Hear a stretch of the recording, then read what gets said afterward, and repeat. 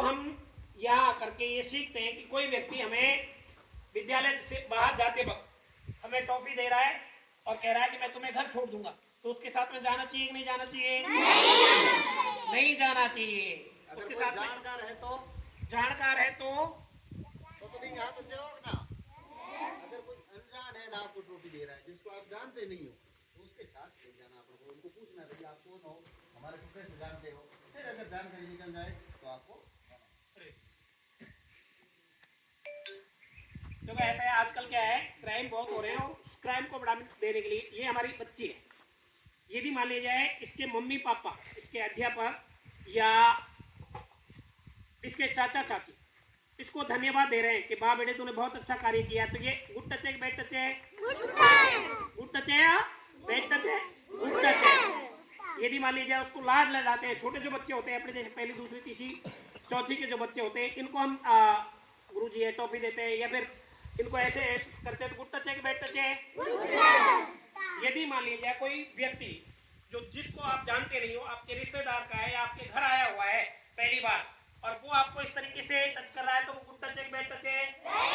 Bad touch.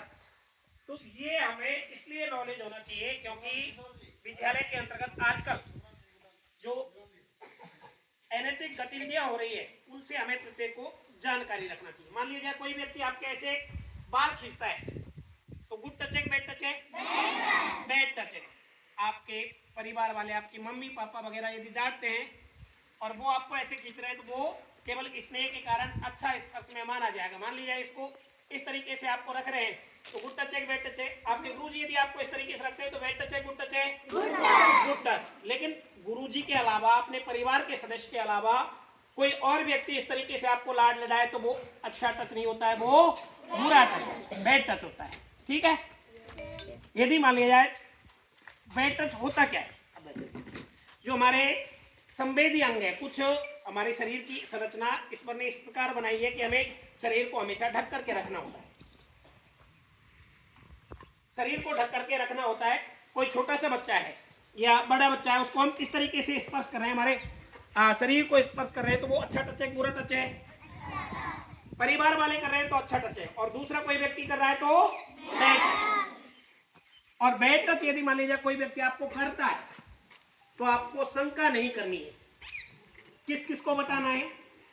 आपके माता पिता को बताना है, आपके अध्यापक को बताना है, आपके परिवार में किसी जिससे आपकी अच्छी जमती है उसको बताना है। यदि आप शंका करोगे तो वो एक दिन आपके लिए घातक साबित होगा। हाँ, कोई बड़ी बहन है, बड़ी बहन को बताओ, छोटी बहन है, छोटी बहन को बताओ, जिससे आपकी जमती है उसको।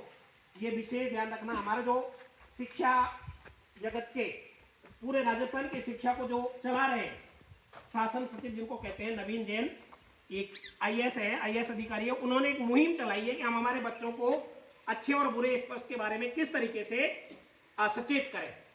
तो अब इस बारे में आप जान गए कि अच्छा स्पर्श कौन सा होता है, किन किन के द्वारा अच्छा स्पर्श किया जा सकता है? आपके माता पिता के द्वारा, आपके भाई बहन के द्वारा और आपके चाचा चाची के द्वारा। लेकिन कभी कभी मान लीजिए कोई आपके परिवार में है आदतन नशे का शिकार,